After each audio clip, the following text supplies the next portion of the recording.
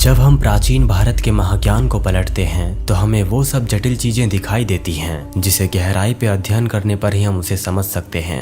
विज्ञान, साहित्य, दर्शन, चेतना का महाज्ञान, आत्म का ज्ञान, ब्रह्म ज्ञान, मनोविज्ञान और न जाने वो गूढ़ ज्ञान जिसे आज के स्कूल और कॉलेजेस 1% भी आज के विद्यार्थियों को इसकी भनक तक लगने नहीं देते। खैर जो भी हो, चाहे समाज, प्रशासन और सरकार हमें कितना ही भटकाने की कोशिश कर ले, पर एक असल ज्ञानी कभी इन चीजों से भटकना नहीं चाहेगा। हमारे लिए तो हमारा अस्तित्व मायने रखता है। हम इस जीवन के सफर में ये जानना चाहते हैं कि ये ब्रह्मांड और दुनिया की असल वास्तविकता आखिर है क्या। माफ कीजिएगा, हम जानना नहीं चाहते बल्कि हम इसे महसूस करना चाहते हैं, क्योंकि परम वास्तविकता को जाना नहीं जाता बल्कि उसे महसूस किया जाता है।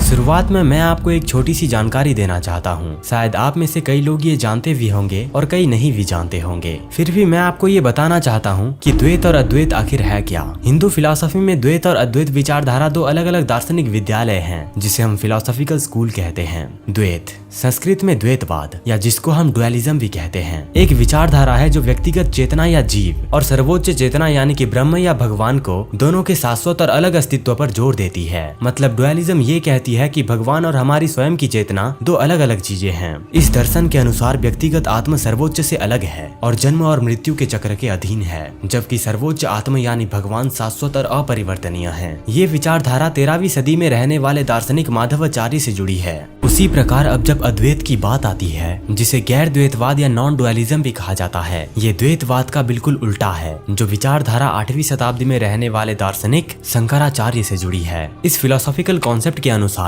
जो हमारी व्यक्तिगत चेतना है वह ब्रह्म यानी कि भगवान से अलग नहीं है बल्कि सब एक समान है। आध्यात्मिक अभ्यास का लक्ष्य इस अद्वैत प्रकृति का एहसास करना है और जन्म और मृत्यु के चक्र से मुक्ति प्राप्त करना है। अब आपको ये पता चल गया होगा कि द्वैत और अद्वैत आखिर है क्या। अब बात करते हैं इस वीडियो के मेन टॉपिक की। तो आखिर क्या है आभासवाद, जिसे बिंब प्रतिबिंबवाद के नाम से भी जाना जाता है। ये जो आभासवाद है, ये शब्द संस्कृत के आभास शब्द से लाया गया है, जिसका अर्थ है मात्र या भ्रमिक रूप, प्रतिबिंब या दिखना या प्रकाश या कारण की झलक, या एक तरीके का इरादा भी कहा जा सकता है। हिंदू फिलॉसफी में ये शब्द शैव संप्रदाय और अद्वैत वेदांत दोनों के प्रकटन सिद्धांत को संदर्भित करता है। जैसा कि मैंने कहा था कि आभासवाद, जिसे बिंब प्रतिबिंबवाद के नाम से भी जाना जाता है, वह अद्वैत वेदांत का एक उप विद्यालय है, जिसे आप सब स्कूल भी कह सकते हो। आभासवाद के अनुसार दिखावे की ये दुनिया जो हमें दिख रही है, बल्कि ये हमारी गलत धारणाओं और अवधारणाओं का एक उत्पाद है। ये भ्रम या दिखावे की दुनिया जो है, यह अज्ञानता और भ्रम के कारण उत्पन्न हो रही है।